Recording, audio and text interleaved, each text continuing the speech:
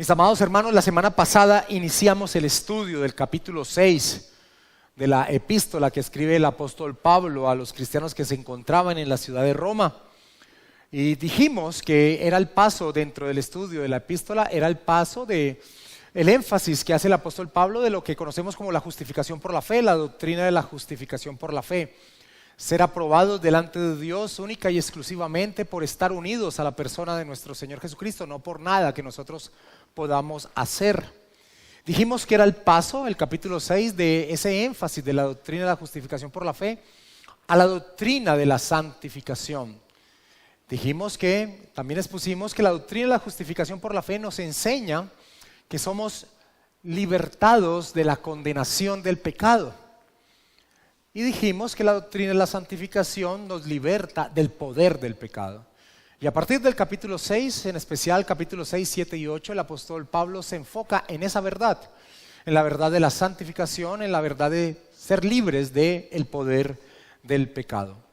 Y vimos que esta enseñanza se inicia por una difamación que el apóstol Pablo expone en el versículo 1 como una pregunta que se hace él mismo, trayendo, como decíamos la semana anterior, de que Pablo utiliza esa forma conocida como la diatriba, es decir, siempre presenta en su escrito, en Romanos, como alguien que le está contrarrestando lo que él está enseñando, yendo en contra de lo que él está enseñando. Y en el versículo 1 expone una tergiversación que era real, que se estaba presentando, y era que decían que la enseñanza de Pablo en torno a que somos salvos única y exclusivamente al confiar en la persona del Señor Jesucristo y no por nada que podamos hacer, lo que hacía era dar rienda suelta al que el cristiano tuviese una vida licenciosa en torno a la ley de Dios, una vida de pecado.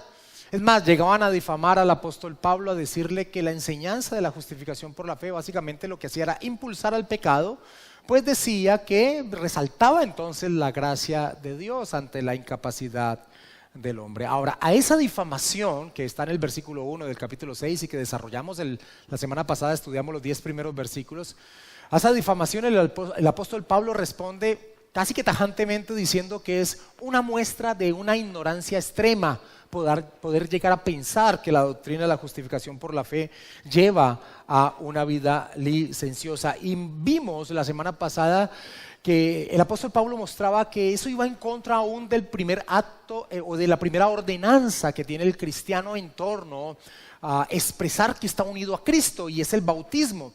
Básicamente Pablo dice que cómo puede ser que vivamos en el pecado si estamos unidos a Cristo, y el bautismo que todos los cristianos realizamos al inicio de nuestra vida cristiana, un bautismo consciente, no estoy hablando de la herejía de Roma, sino el bautismo consciente de bajar a las aguas en una expresión de entender de que estamos unidos a Cristo en su muerte, sepultura, resurrección. ¿Cómo podría entonces alguien decir que la doctrina de la justificación por la fe lleva a una vida licenciosa? Así que vimos también ese aspecto. El bautismo no solo expresa que estamos muertos al pecado, así como Cristo después de su obra en la cruz está muerto al pecado, no tiene ninguna relación con el pecado. El bautismo muestra eso, que estamos unidos a Cristo en su muerte, sepultura, pero también muestra que estamos unidos a Cristo en su resurrección. Resucitamos y así nos ve Dios a una nueva vida, una vida que no tiene relación con el pecado. Y vimos que el último versículo que se exponía la semana anterior, que es el versículo 10 del capítulo 6, casi que es un resumen de esa verdad. Pablo en el versículo 10, hablando hablando de Cristo y de su relación con el pecado, pero dentro del contexto de nuestra unión con Él, dice lo siguiente en el versículo 10 del Romanos capítulo 6, que fue el último pasaje que estudiamos la semana pasada. Dice, porque en cuanto murió, al pecado murió una vez por todas, mas en cuanto vive, para Dios vive. Ahora recuerden que este pasaje lo dice en torno al contexto de nuestra unión existencial con Cristo. Vamos a leer, por favor, el pasaje que vamos a estudiar esta mañana, la porción de la escritura que vamos a estudiar esta mañana, que es del versículo 11 al versículo 14. Son 4 versículos, pero entendiendo que Pablo sigue dando respuesta a esa difamación que vemos en el versículo 1, esa difamación que estaban diciendo en torno al apóstol Pablo y su enseñanza del evangelio. Así que no podemos perder de vista que esta es una predicación expositiva, pero y tiene la secuencia de lo que vimos la semana pasada y es una respuesta a esa difamación. Leamos por favor del versículo 11 al versículo 14 de Romanos capítulo 6. Así también vosotros, considerados muertos al pecado, pero vivos para Dios en Cristo Jesús, Señor nuestro. No reine pues el pecado en vuestro cuerpo mortal, de modo que lo obedezcáis en sus concupiscencias. Ni tampoco presentéis vuestros miembros al pecado como instrumentos de iniquidad, sino presentados vosotros mismos a Dios como vivos de entre los muertos y vuestros miembros a Dios como instrumentos de justicia. Porque el pecado no se enseñoreará de vosotros, pues no estáis bajo la ley, sino bajo la gracia. Hay algo muy llamativo en esta porción que vamos a estudiar en esta mañana, que puede pasar por alto cuando nosotros leemos en nuestras casas, hemos estado leyendo la epístola a los romanos o la hemos estudiado antes. Hay algo que puede pasar por alto, muy importante en esta porción de la epístola. Y es que por primera vez en todo lo que Pablo ha dicho en la epístola, es decir, desde el capítulo 1 hasta este momento, hasta el versículo 10 que estudiamos la semana pasada, en este momento, el versículo 11 es la primera vez que Pablo utiliza un mandamiento dentro de la epístola. Básicamente lo que ha hecho el apóstol Pablo desde el primer versículo hasta el capítulo 6, versículo 10 es exponer. Es el modo verbal que se conoce como indicativo. Pablo ha expuesto la condición del hombre y lo que Dios ha hecho por los suyos. Lo que Dios ha hecho por los suyos. Ha señalado, ha indicado, ha enseñado. Pero en este versículo 11, Pablo cambia ese modo indicativo verbal a un modo imperativo. Es decir, empieza a ordenar en torno al resultado que tiene la obra de Cristo en torno a la vida de los cristianos. Es la primera exhortación de la epístola. Ahora, esto trae una verdad muy importante para la vida de los cristianos. Esta forma de escritura que encontramos aquí de Pablo, de primero enseñar, de primero indicar, de primero dar doctrina y después pasar a la exhortación, al mandamiento, es común en todas las epístolas del apóstol Pablo. Y eso trae una enseñanza muy importante para la vida del cristiano.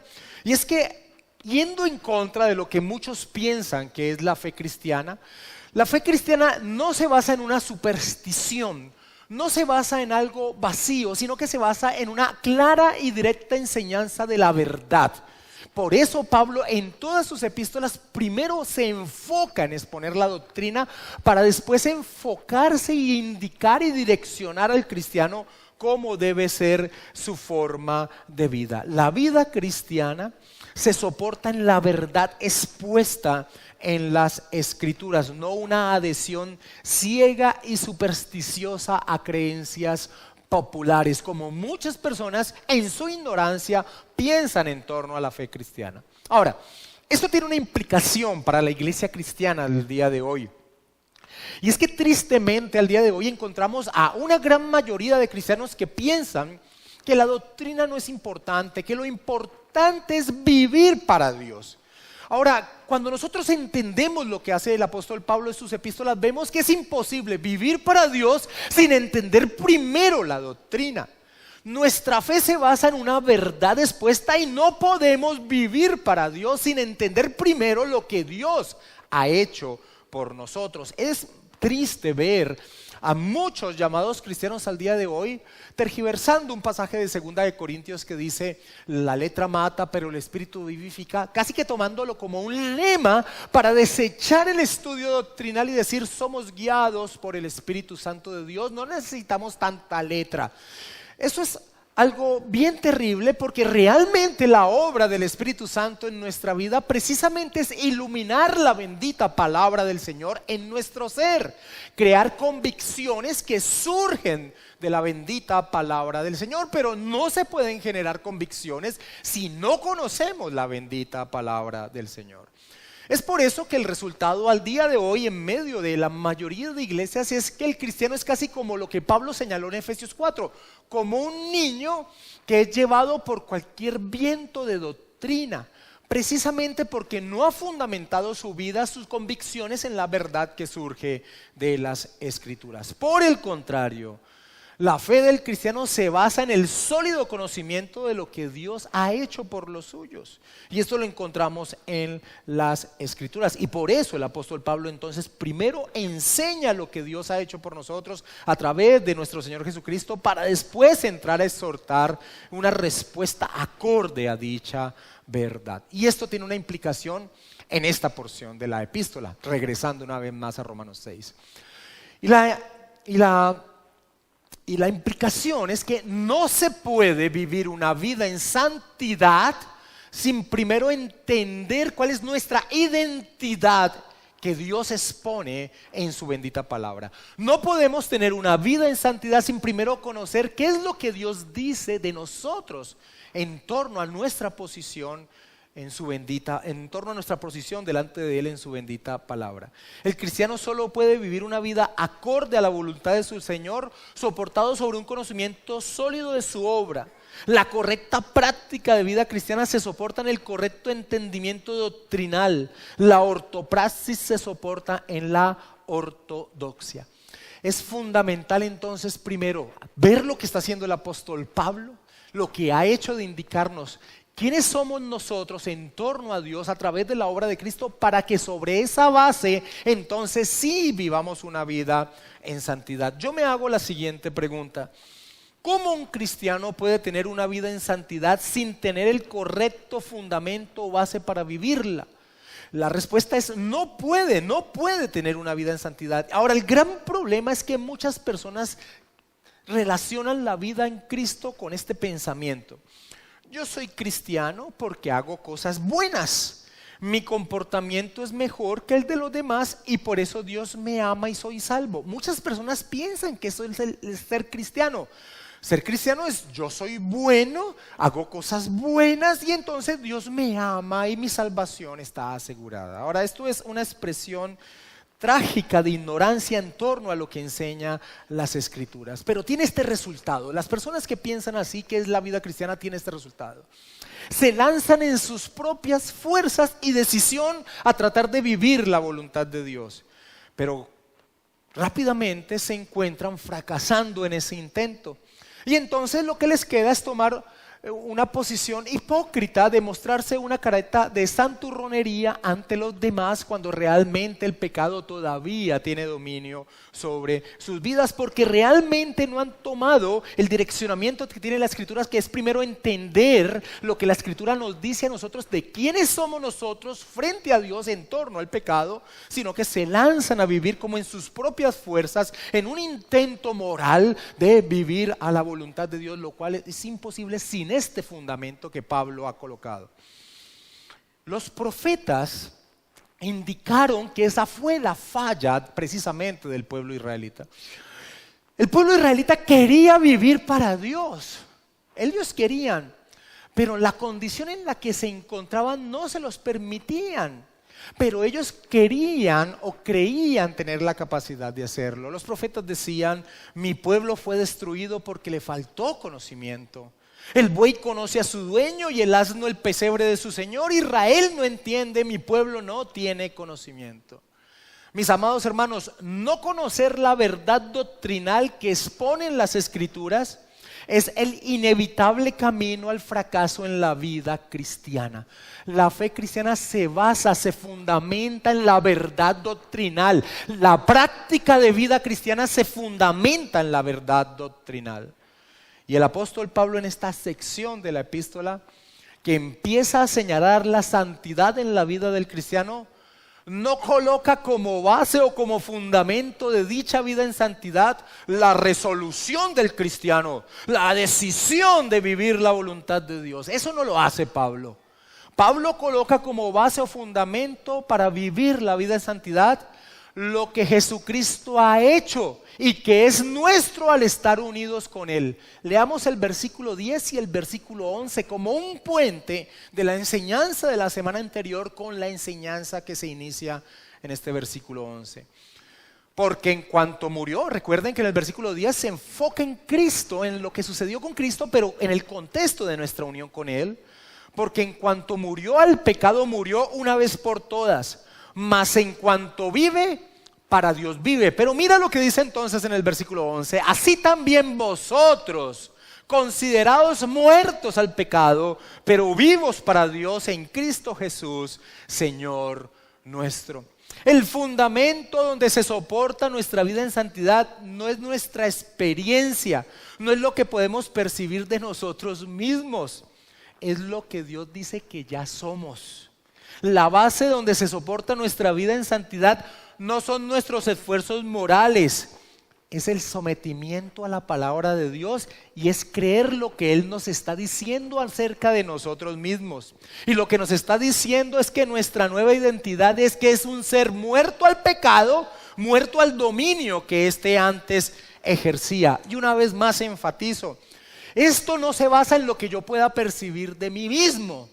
Esto no se basa en mi experiencia, en lo que mis sentidos puedan percibir.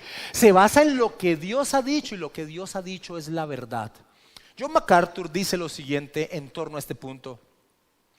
La realidad del nuevo nacimiento en Cristo no es experimental.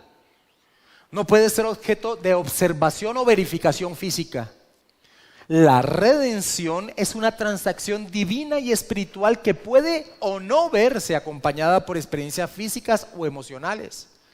Un creyente no puede percibir o experimentar de alguna manera humanamente verificable el momento de su muerte y resurrección con Cristo. Pablo nos está haciendo aquí una afirmación. En el versículo 11 Pablo no está dando una posibilidad. Pablo está haciendo una afirmación y nos da la orden de que empecemos a vernos así. Esa es la orden, la primera orden que encontramos en la epístola a los romanos. La primera orden es que nos veamos como Dios dice que estamos, nuestra identidad, así no lo percibamos. Y esa base es fundamental en torno a la vida en santidad. Esa base es fundamental en torno a la vida en santidad. Leo una vez más versículos 10 y 11 de Romanos 6. Porque en cuanto murió al pecado, murió una vez por todas, mas en cuanto vive para Dios vive. Está hablando de Cristo. Pero en el versículo 11 entonces Pablo dice, así también vosotros, considerados muertos al pecado, pero vivos para Dios en Cristo Jesús, Señor nuestro. Se nos dice que nos demos cuenta, que nos mantengamos ante nosotros mismos y en nuestra conciencia constantemente repitiendo algo que ya es cierto en cuanto a nuestra posición o estatus. Es una exhortación a recordar lo que ya es cierto en nosotros, a darnos cuenta de lo que ya ha pasado en nuestro ser al estar unidos con Cristo. Una buena ilustración de lo que es tener fe en la palabra de Dios, de considerar como real lo que Dios dice de nosotros a pesar de lo que nosotros percibimos con nuestros sentidos. Una buena ilustración es ver la vida de Abraham. Abraham creyó la palabra de Dios que le dijo que él iba a tener un hijo con su esposa Sara. Ahora, desde la perspectiva y experiencia de Abraham, traigamos la perspectiva, lo que Abraham veía y su experiencia, todo lo que había acontecido en su vida, desde la perspectiva y experiencia de Abraham, esto no podía ser. No estaba acorde a lo que él percibía y a su conocimiento que él tenía. La Escritura nos dice que Abraham se veía a sí mismo como casi muerto. Era un hombre de avanzada edad. Y su esposa también era una mujer de avanzada edad y era una mujer estéril. Durante mucho tiempo en su juventud habían tenido el deseo de tener un hijo y no habían podido. Y ahora ya viejos se les decía que iban a tener descendencia. Y esto en su experiencia no era posible. Pero Abraham creyó a lo que Dios estaba diciendo. Y aquí nosotros debemos creer a lo que Pablo está diciendo, que es nuestra identidad en relación con el pecado. Y es decir, que estamos muertos al pecado. Así también vosotros, considerados muertos al pecado, pero vivos para Dios en Cristo Jesús, Señor nuestro. Eso es lo que esta declaración nos exhorta a hacer. Ver nuestra existencia en torno a nuestra realidad al estar unidos a Jesucristo. Estamos muertos al pecado, así como Jesucristo está muerto al pecado después de su resurrección. Ahora, esto no es una cuestión de autoconvencimiento, no es que yo me pare frente a un espejo y me repita 1000 veces que estoy muerto al pecado. Es una cuestión de sometimiento a la bendita palabra de Dios. Para mí la palabra de Dios es la verdad. Si Dios lo dice, es así. El poder de la palabra de Dios se muestra desde la primera página de las Escrituras. Dios creó todo con el poder de su palabra. Y si Dios dice que es así, es porque así es. Ese es el sometimiento de un creyente a la bendita palabra del Señor. Si Dios dice que estamos muertos al pecado por nuestra unión con Cristo, así es. Así mi experiencia y perspectiva no lo sea. Y el problema es que hasta que ese no sea el convencimiento en la vida de los cristianos, hasta que ese no sea la convicción en la vida de los cristianos no disfrutaremos de poder subyugar la naturaleza pecaminosa que hay en nuestro ser. El teólogo alemán Helmut Thielicke decía lo siguiente: el mandato de Pablo en el versículo 11 no se refiere al morir. Eso es algo que no controlamos. Jesucristo ha muerto por nosotros y nosotros nos limitamos a recibir el don de su muerte. El objeto del mandato de Pablo, dice este teólogo, es que nosotros tengamos en cuenta dicha muerte, nos las tomemos seriamente y así transformemos el don en un don en el que participamos. Pablo utiliza en el versículo 11 la palabra consideraos. Ahora esa palabra es bien llamativa porque Pablo ya la ha utilizado y es una palabra muy importante dentro de la epístola. Es la misma palabra que Pablo ha utilizado cuando dice que a nosotros se nos cuentan las justicias de Cristo como propias. Es decir, que Dios ve las justicias de Cristo como propias.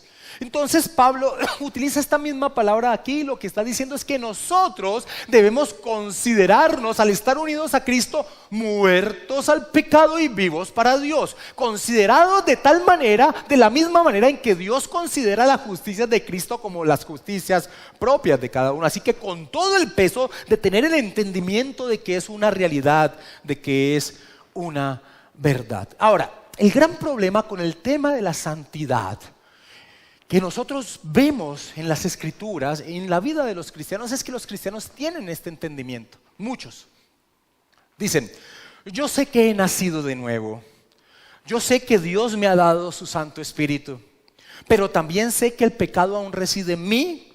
Y este es el problema y este es el error del pensamiento de muchos cristianos. Y realmente no sé quién tiene más poder en mi vida.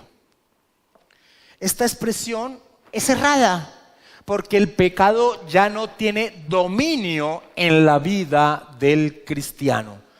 MacArthur, una vez más lo traigo, comenta lo siguiente, y esto es muy importante: para que un cristiano viva en la práctica la plenitud de su nueva vida en Cristo, para que verdaderamente viva como la nueva criatura que es, esa persona debe saber y creer que ya no es lo que era antes. Debe entender que no es un pecador remodelado, sino un santo rehecho. Debe entender que a pesar de su conflicto con el pecado presente, ya no se encuentra bajo el dominio del pecado. Para el cristiano resulta esencial, dice MacArthur, un entendimiento verdadero de su identidad. Un entendimiento verdadero de su identidad.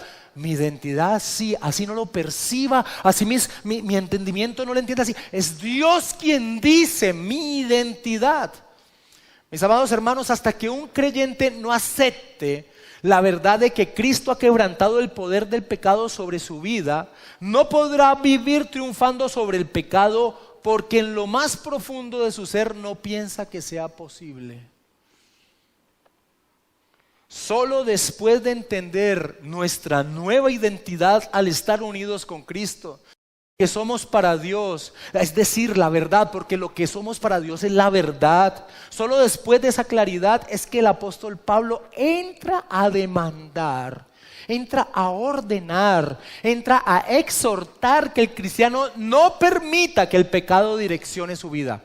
Si ven la lógica de Pablo, todas las epístolas de Pablo son lógicas. Y la lógica de Pablo es: si primero no estás con la convicción de tu identidad, no podríamos pasar a esta exhortación que sigue. Primero es entender quiénes somos, la realidad de quiénes somos, para que sobre esa base, esa es la base, sobre esa base entonces camines en santidad. Por eso, a partir de aquí, Pablo entonces empieza a dar demandas. Después de demandar que nos consideremos como Dios dice que nos debemos considerar, empieza a direccionar la responsabilidad entonces a que no dar cabida al pecado en nuestra vida. Versículo 12 de Romanos capítulo 6. No reine pues el pecado en vuestro cuerpo mortal, de modo que lo obedezcáis en sus concupiscencias. Ahora, antes de entrar a tocar este versículo 12, se tiene que hacer un énfasis en torno a la verdad de la vida cristiana. Así como dijimos que un cristiano no puede tener una práctica correcta en su vida cristiana si no tiene una base doctrinal firme, es imposible. Eso va en contra del diseño divino de Dios en torno a su redención. Primero el cristiano debe conocer la verdad doctrinal para después vivir acorde a esa verdad doctrinal. También es cierto que no es suficiente conocer la verdad doctrinal, sino que se debe vivir acorde a esa verdad doctrinal. Y el peligro está latente tanto en unos como en otros, en unos que no quieren conocer la verdad doctrinal y de una manera que se engañan a ellos mismos, tratan de vivir una vida acorde a la obra de Cristo y no es posible. También encontramos que muchos se quedan en el conocimiento doctrinal sin una práctica de vida. Pero las dos cosas son real y Pablo aquí las juntas tanto en el versículo 11 como en el versículo 12. En el versículo 11 indicando la realidad de nuestro ser y en el versículo 12 demandando entonces una respuesta acorde a esa realidad de nuestro ser. No reine pues el pecado en vuestro cuerpo mortal. Ahora, esto no es una opción que da Pablo, es un mandamiento. Es un mandamiento que da Pablo. Ahora, este mandamiento se soporta sobre una promesa. ¿Cuál es esa promesa? La promesa ya la ha venido indicando el apóstol Pablo en los versículos 7 y 10 de Romanos 6 que estudiamos la semana pasada. Él ha dicho, porque el que ha muerto al pecado, en el versículo 7, ha sido justificado del pecado. Y en el versículo 10 ha dicho, porque en cuanto murió al pecado, murió una vez por todas. Claramente le ha venido indicando que ya el pecado no ejerce dominio sobre nuestra vida, pero mira que esto lo repite de una manera tajante en el versículo 14, en la primera parte. En el versículo 14 Pablo dice tajantemente, porque el pecado no se enseñoreará de vosotros. Ahora, ese mandato del versículo 12, no reine pues el pecado en vuestro cuerpo mortal, tiene como fundamento la promesa que el pecado no será nunca más en el cristiano, el poder dominante de su vida. Nunca más en el cristiano el pecado será el poder dominante de su vida. No es una posibilidad, es una realidad que está enseñando el apóstol Pablo. Ahora, mis amados hermanos, como dijimos la semana pasada, el cristiano tiene todavía una influencia del pecado en su vida, pero no está bajo su dominio. En otras palabras, y esto quiero que quede repetido en la mente de todos nosotros. En otras palabras, el cristiano no tiene por qué pecar. El cristiano no está en la condición de esclavitud del hombre natural. El cristiano no está en esa misma condición. Agustín de Hipona, el gran teólogo del siglo IV, señalaba la condición del hombre desde su nacimiento así, al estar unido con Adán. Agustín de Hipona decía que el hombre desde su nacimiento es un ser que no puede no pecar en su relación con el pecado. No puede no pecar, es un esclavo del pecado. Su ámbito de vida es el pecado, no puede hacer otra cosa que pecar. Pero cuando Agustín hablaba del hombre redimido por Cristo, indicaba que era un ser que puede no pecar. Ya no está en ese ámbito de vida. Ya el pecado no ejerce dominio sobre su existencia. Ahora, el apóstol Pablo ya en esta epístola a los romanos nos ha señalado que el cristiano ha sido, y esta palabra es importante, ha sido redimido por la obra de Cristo. El cristiano ha sido redimido por la obra de Cristo. Ahora, esta palabra es muy, muy importante. ¿Por qué? Porque redención era la palabra que se utilizaba en el siglo I cuando alguien compraba la libertad de un esclavo. Cuando en el lugar donde se vendían los esclavos, alguien iba y quería comprar la libertad de un esclavo, se decía que lo había redimido. Así que cuando la Escritura nos enseña que la obra de Cristo nos redimió de la esclavitud, claramente lo que se nos está diciendo es que nos libertó de algo. Y Pablo nos dice en Romanos 6, versículo 22, algo que estudiaremos más adelante, directamente de que fuimos libertados. Mas ahora que habéis sido libertados del pecado, habéis sido libertados del pecado.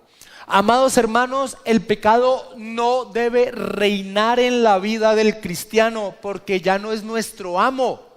Ya no ejerce dominio sobre nuestra vida. Pablo dice directamente en el versículo 14, porque el pecado no se enseñoreará de vosotros. Es una promesa y sobre esa promesa el cristiano debe caminar su vida en santidad. ¿El cristiano puede caer en pecado? Sí, pero no porque sea un miserable esclavo del pecado, sino porque es negligente. ¿El cristiano puede caer en pecado? Sí, pero no porque sea un miserable esclavo del pecado como aquel que no ha sido redimido por Cristo, sino porque es negligente. Ahora, lo que sí nunca sucederá es que el cristiano se mantenga en una actividad pecaminosa. Eso es imposible, escucha esto. Lo que es imposible es que el cristiano se mantenga en una actividad pecaminosa. Es imposible que el cristiano se mantenga en una actividad pecaminosa. El apóstol Juan, cuando escribe su primera epístola, señala directamente esto. Acompáñame a primera de Juan, capítulo 3, versículo 9.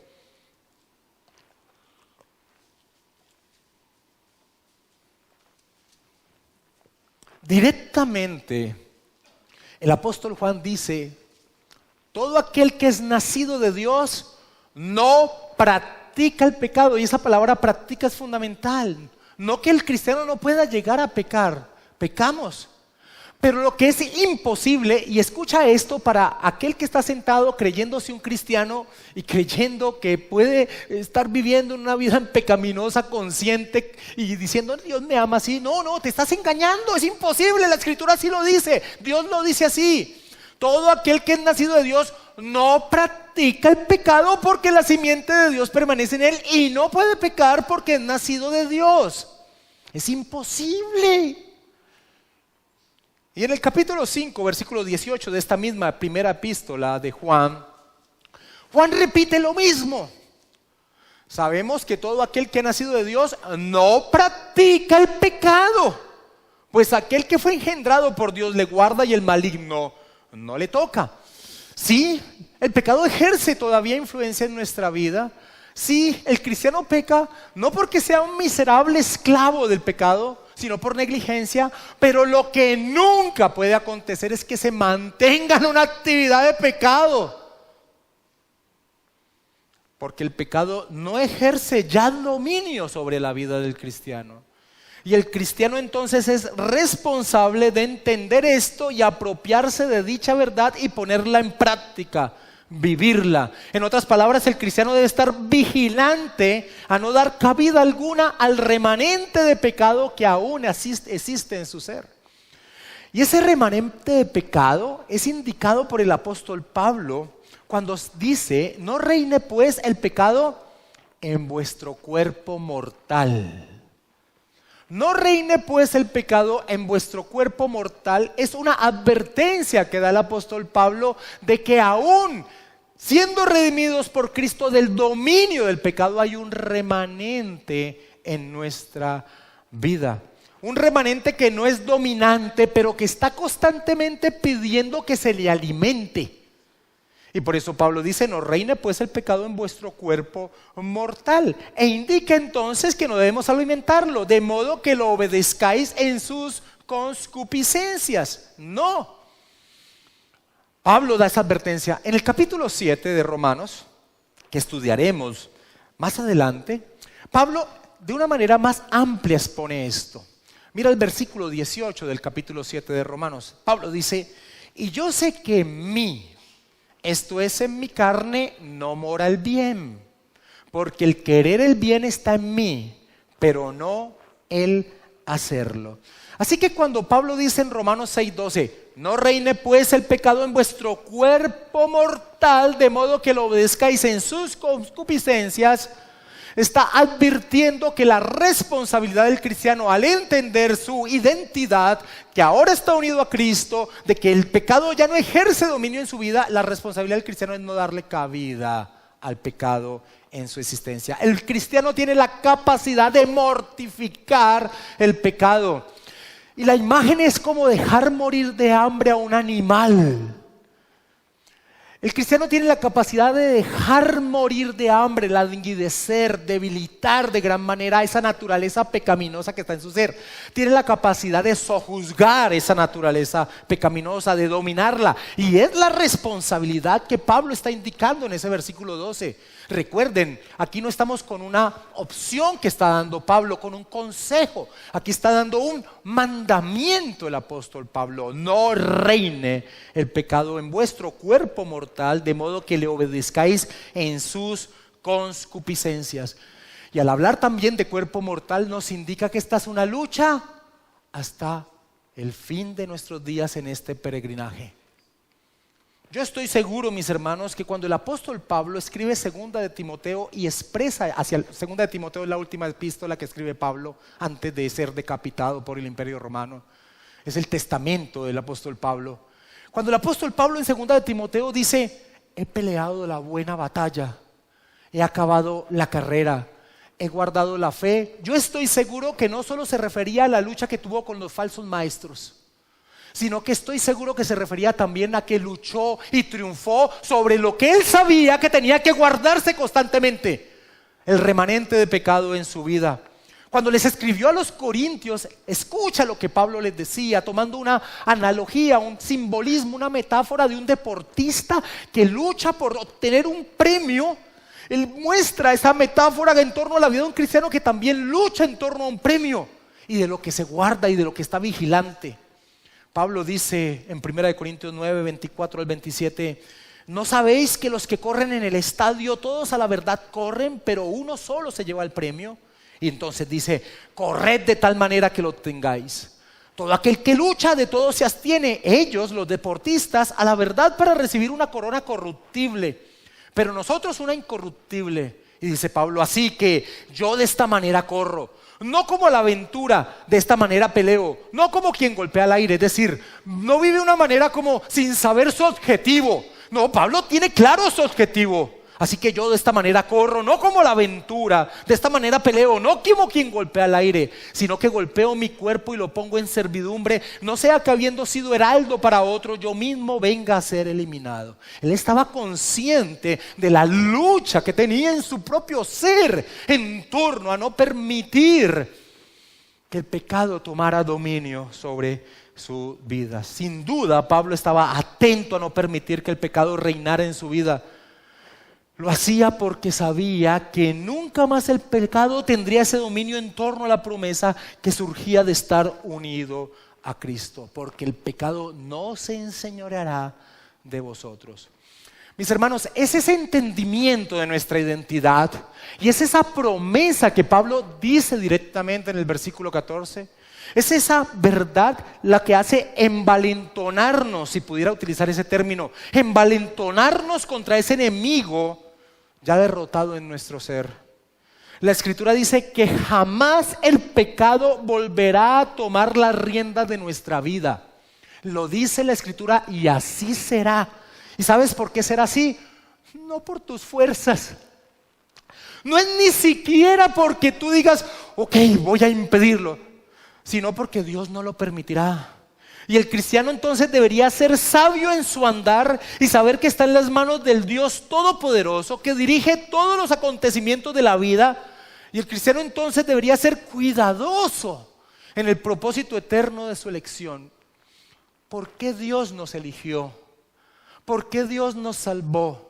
¿Por qué? ¿Para qué? Hay un por qué, hay un para qué. Dios tiene un plan, Dios tiene un propósito. O los eligió porque quiso hacerlo, pero no tiene ningún propósito. No, Dios tiene un propósito con habernos elegido para ser salvos.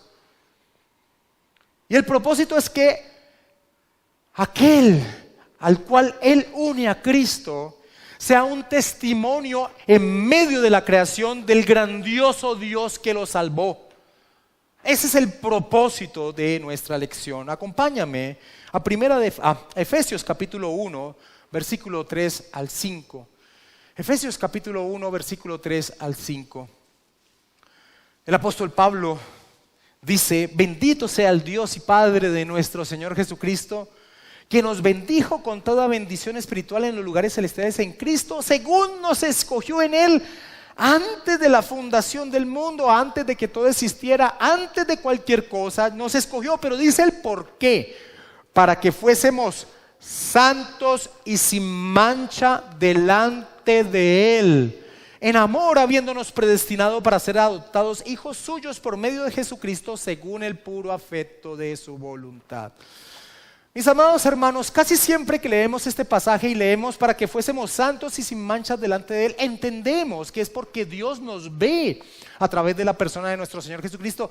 Pero también a veces nos hacemos el gol, la trampa de no entender que estar unidos a Cristo demanda una vida de santidad, como Pablo está mostrando en Romanos 6, versículos 12 y 13. El propósito de nuestra lección es una vida en santidad que glorifique su nombre. Y mis amados hermanos, sin duda, como dice Pablo a los filipenses, aquel que comenzó la buena obra, la llevará a buen término, porque tiene todo el poder para hacerlo. Y mis hermanos, el cristiano torpe, el cristiano que no ha entendido el propósito de su elección, que ha sido descuidado, que yo le llamo el cristiano torpe, debería tomar la advertencia que hace Martyn Lloyd-Jones en torno a esta verdad. Martyn Lloyd-Jones hace esta advertencia al cristiano descuidado en torno a su camino de santidad, aquel que no ha estado atento a que el pecado no reine en su vida, aquel que no ha estado atento a no darle alimento a la concupiscencia de nuestra naturaleza pecaminosa. Debería tomar esta advertencia que voy a leer de Martyn Lloyd-Jones. El doctor Lloyd-Jones decía lo siguiente: hijo de Dios, te advierto que tengas cuidado. Si tratas de vivir una vida de pecado, entonces prepárate para la aplicación de estas palabras. A quien ama al Señor, disciplina.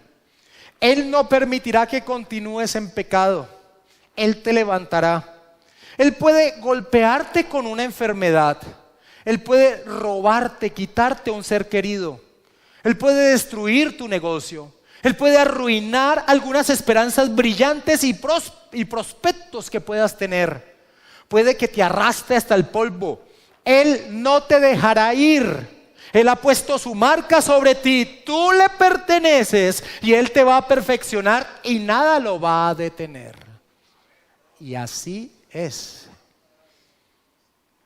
Mis amados hermanos, que la doctrina de la justificación por la sola fe en Jesucristo lleva una vida descuidada en torno a la voluntad de Dios es la afirmación más ignorante que alguien puede hacer. Y mi amado hermano, si has caído y si al escuchar esta predicación tu ser está desesperado porque sabes que la mano de Dios está a punto de caer en la disciplina,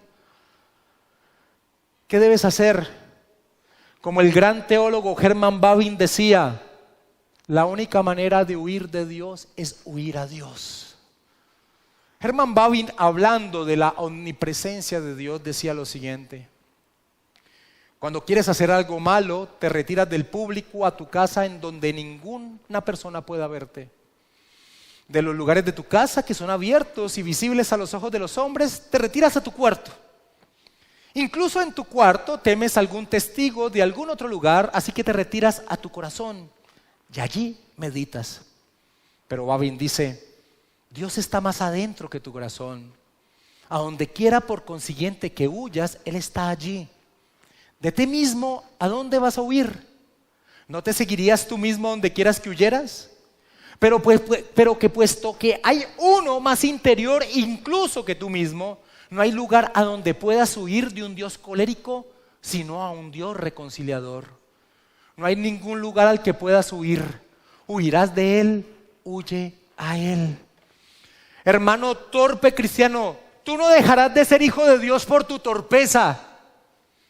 Pero si estás en una situación en la cual el Santo Espíritu de Dios te inquieta y te viene inquietando hace rato, huye, corre arrepentimiento a Dios, mortifica tu cuerpo pecaminoso mortal, no tiene dominio sobre ti y ven al delicioso estado de saberse a cuentas con tu Padre.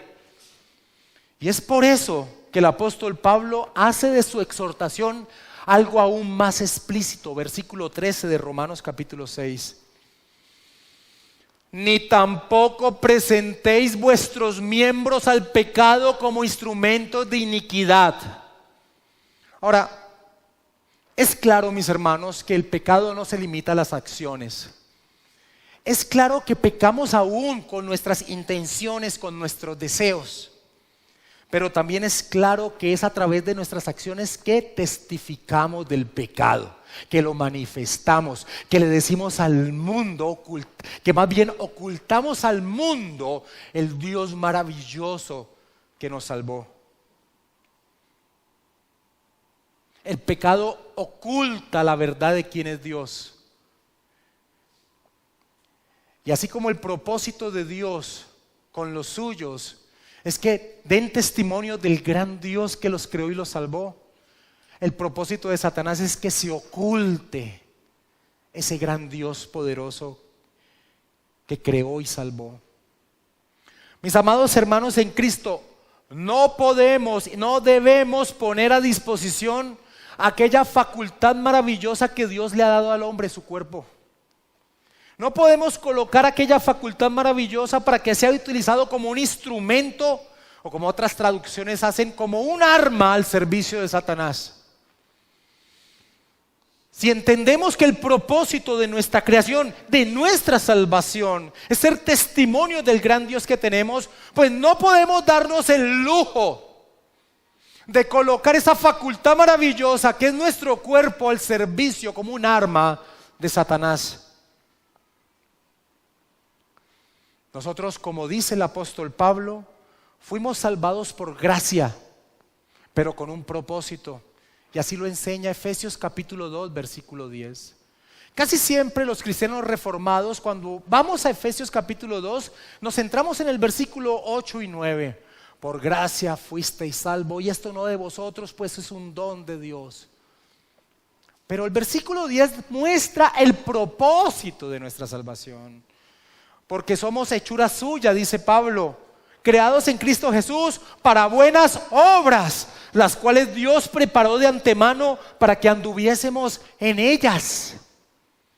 El apóstol Pablo ve la vida del hombre con dos posibilidades: o es un instrumento en las manos de Dios, o es un instrumento en las manos de Satanás. No hay un término medio.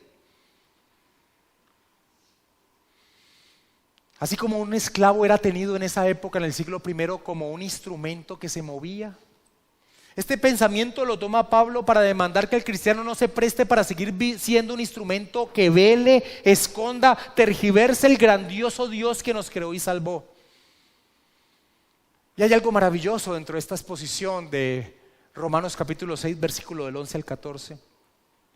Que entonces Pablo, mostrando nuestra identidad en el versículo 11, de que estamos muertos al pecado, también muestra algo que no tocamos en el versículo 11. Así como Pablo da mandamientos negativos, es decir, lo que no debemos hacer, no debemos permitir que el pecado reine en nuestra vida, no debemos prestar nuestros miembros para que sean utilizados por el enemigo para ocultar la verdad de Dios. Así como va de mandamientos negativos, el versículo 11 también nos dice que esa identidad que tenemos con Cristo también está en su resurrección, no solo en su muerte. Y también va a entrarnos a dar entonces mandamientos positivos, es decir, lo que tenemos que hacer. Leamos el versículo 11, mis hermanos, una vez más. Así también vosotros, considerados muertos al pecado, pero vivos para Dios en Cristo Jesús, Señor nuestro. Así como vimos la semana pasada que el bautismo, ese acto externo que muestra el inicio de nuestra vida cristiana, que representa lo que sucedió al inicio de nuestra vida cristiana, que estamos unidos a Cristo en su muerte, en su sepultura, también vimos que nos enseña que estamos unidos a Cristo en su resurrección. Nacemos, resucitamos, somos renacidos a una nueva vida sin relación con el pecado. Y la orden de Pablo no se queda en lo que no se debe hacer, sino en lo que debemos hacer. Pero vivos para Dios en Cristo Jesús, Señor nuestro. Y por eso en la parte B del versículo 13, Pablo entra ahora a mandar lo que debemos hacer. Después de decir lo que no debemos hacer, no dar cabida al pecado en nuestra vida, empieza a demandar lo que debemos hacer. La parte B del versículo 13. Sino presentaos vosotros mismos a Dios como vivos de entre los muertos y vuestros miembros a Dios como instrumentos de justicia. Y yo podría parafrasear esta parte del versículo 13 de esta manera: Señor, aquí estoy y entiendo que soy un instrumento, que soy un arma en tus manos para exponer lo maravilloso de tu ser en medio de la creación. Hermanos, la vida cristiana no consiste solo en dejar de servir a Satanás, dejar de hacer cosas en contra de la voluntad de Dios, sino que consiste en que ahora sirvamos a Dios. No es solo dejar de hacer, es empezar a hacer. No es solo dejar de ser un mal esposo, es empezar a ser un esposo que refleje la unión de Cristo con su iglesia. No es solo dejar el adulterio, es empezar a honrar a tu esposa como a vaso más frágil. El apóstol Pablo en Efesios capítulo 4 trae esta misma idea, pero me encanta lo que hace Pablo en Efesios capítulo 4. Porque Pablo va a traer una metáfora que es muy literal. Y el contexto es este, y la metáfora tiene esta fuerza, o yo me la imagino así, y cuando me la imagino me da asco lo que señala Pablo en torno a lo que era nuestra vida pasada. Y me glorío en lo que dice Pablo en torno a lo que es nuestra vida ahora. Y la metáfora que va a traer Pablo y que ya vamos a leer es que Pablo va a relacionar nuestra vida pasada como una ropa inmunda, fétida. Haz de cuenta, una ropa de un indigente que ha llevado por 5 años y nunca se la ha quitado. Y toma ese olor y colócatelo en tu nariz. Esa es tu vida en esclavitud al pecado. Y la metáfora va a cambiarse con una ropa espléndida creada por Dios, limpia, pura, maravillosa. Vayamos a Efesios capítulo 4, versículo 22 al 24. En cuanto a la pasada manera de vivir, dice Pablo, despojaos del viejo hombre que está viciado conforme a los deseos engañosos. ¿Cómo, Pablo? ¿Cómo? Mira lo que dice el versículo 23. Y renovaos en el espíritu de vuestra mente. Primero arranca con lo que arrancamos esta enseñanza. Primero es el conocimiento de nuestra identidad, de lo que Dios dice que somos. Y renovaos en el espíritu de vuestra mente y vestíos del nuevo hombre, creado según Dios en la justicia y santidad de la verdad. Nos despojamos del viejo hombre como si fuese un vestido fétido, maloliente, una vida viciada, como dice Pablo aquí, sometida a los deseos engañosos. ¿Por qué Pablo utiliza esa expresión deseos engañosos? Porque el hombre en su incapacidad, en su esclavitud al pecado, cree hallar en las actividades pecaminosas gozo y alegría a su ser. Y lo que halla es la destrucción de su vida, el llanto, la confusión, la oscuridad, la amargura. Pero ahora que entendemos nuestra unión con Cristo, que hemos renovado nuestro entendimiento, nos vestimos del nuevo ser que somos y caminamos en justicia, es decir, en la voluntad de Dios, en la santidad. Mis amados hermanos, no es solo dejar de hacer. A muchas personas tristemente relacionan la vida cristiana con dejar malos hábitos. Yo fumaba, yo robaba. Pero no es eso la vida cristiana. La vida cristiana, el propósito es que manifiestes el glorioso Dios que te creó y salvó. Por eso Pablo en Efesios 4, en torno a esta imagen, empieza a traer ejemplos. Mira los ejemplos que trae Pablo. Versículo 25. Por lo cual, desechando la mentira, pero ahí no se queda, hablad verdad cada uno con su prójimo. No se queda en lo que debe dejar de hacer. Expone lo que hay que hacer. No se queda en dejar de ser instrumentos en las manos de Satanás, sino que nos pone a ser instrumentos en las manos de Dios. Mira el versículo 28.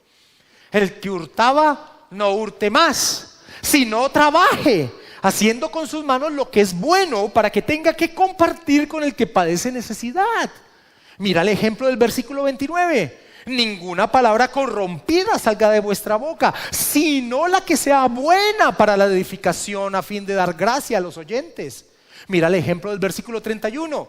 Quítese de vosotros toda amargura, enojo, ira, gritería y maledicencia y toda malicia. Antes sed benignos unos con otros, misericordiosos, perdonándoos unos a otros, como Dios también os perdonó a vosotros en Cristo. Ahora, estos son solo ejemplos que ilustran lo que significa dejar de ser armas en las manos de Satanás y empezar a ser instrumentos de justicia en las manos de Dios. Amados hermanos, todos deseamos que nuestra vida sea excitante, que nos levantemos bombeando nuestro corazón en torno a lo que vamos a vivir hoy. Todos lo deseamos. La gran diferencia es que el que está en el estado de esclavitud, el que no ha sido redimido por Cristo, cree que eso lo logra a través de acciones que van en contra de la palabra de Dios. Pero tú quieres tener una vida excitante, vive de una manera totalmente distinta a esta sociedad. Vive de una manera direccionada por la palabra del Señor y te vas a dar cuenta lo excitante que es la vida en Cristo. Una vida que se revela a no ser uno más de una sociedad caída. Es la vida que a través de la potencia de aquel que resucitó a Jesucristo de los muertos, el Espíritu Santo de Dios, ahora vive expresando su libertad del pecado y su sometimiento a Dios. Eso es poder. Recuerdo y creo que aún al día de hoy la juventud piensa que rebeldía es ir en contra de la ley. Rebeldía es someterse a la ley de Dios. Eso es rebeldía. Rebeldía ante lo natural de los hombres. Ahora, el apóstol Pablo termina esta sesión y también voy cerrando esta sesión que hemos estudiado en esta mañana, señalando la promesa de que es imposible para un cristiano que el pecado pueda volver a tener dominio sobre su vida. Y señala que esto se debe a que ya no estamos bajo el reino del pecado. Morimos a él cuando Cristo murió, ahora pertenecemos a otro reino. Versículo 14. Porque el pecado no se enseñoreará de vosotros, pues no estáis bajo la ley, sino bajo la gracia.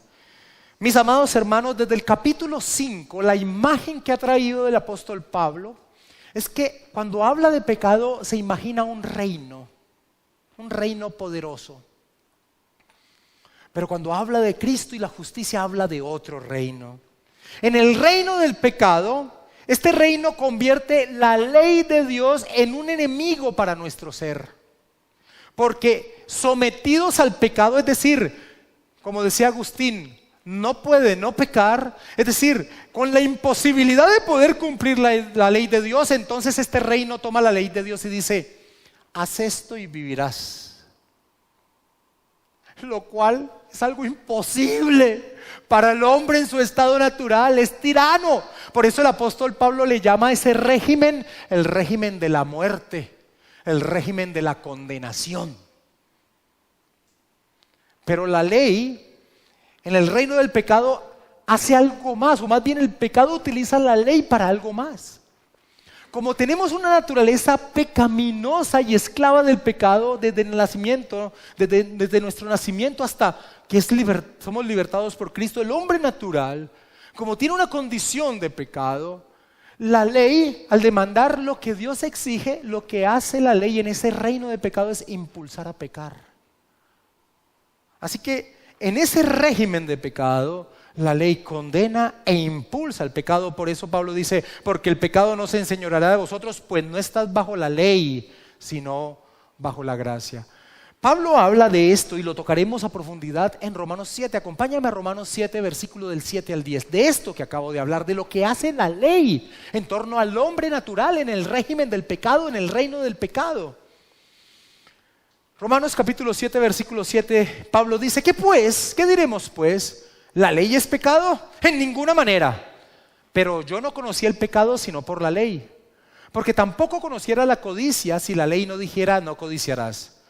Mas el pecado, tomando ocasión por el mandamiento, produjo en mí toda codicia, porque sin la ley el pecado está muerto. Y yo sin la ley vivía en un tiempo, pero venido el mandamiento, el pecado revivió y yo morí. Y hallé que el mismo mandamiento que era para vida, a mí me resultó para muerte.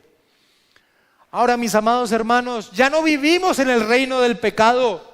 El bautismo así nos lo enseña, así lo testifica, así lo entendemos nosotros. Morimos con Cristo, fuimos sepultados con Cristo al pecado y ahora renacimos en un reino libre de la influencia, del sometimiento, del dominio del pecado. Ya no vivimos en el reino del pecado. Hemos muerto a él cuando Cristo murió en la cruz.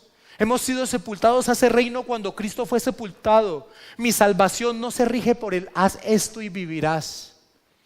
El reino en que vivimos, el reino en que entramos junto con Cristo cuando Él resucitó, la ley se convierte en nuestra bendición al indicarnos la manera de vivir una vida agradecida a Dios por su salvación. Porque el lema de ese reino en el cual ahora vivimos los cristianos en relación a la ley no es haz esto y vivirás, sino vive porque yo cumplí la ley. Vive porque yo cumplí la ley. Mis amados hermanos, y con esto finalizo. No es el monte Sinaí el que nos hace santos, sino el monte Calvario quien nos lleva a la santidad. No es el monte Sinaí quien nos hace santos, sino el monte Calvario quien nos lleva a la santidad. Que tenga bien el Señor de que, como sucedió esta mañana y alguien se acercó y le doy gloria a Dios, que si tú eres un torpe cristiano que no has entendido el propósito de tu salvación, temas al poder providencial de Dios y no caigas en su disciplina. Como dice el autor de Hebreos, horrenda cosa es caer en manos del Dios vivo. Horrenda cosa. Vamos a orar, amados hermanos.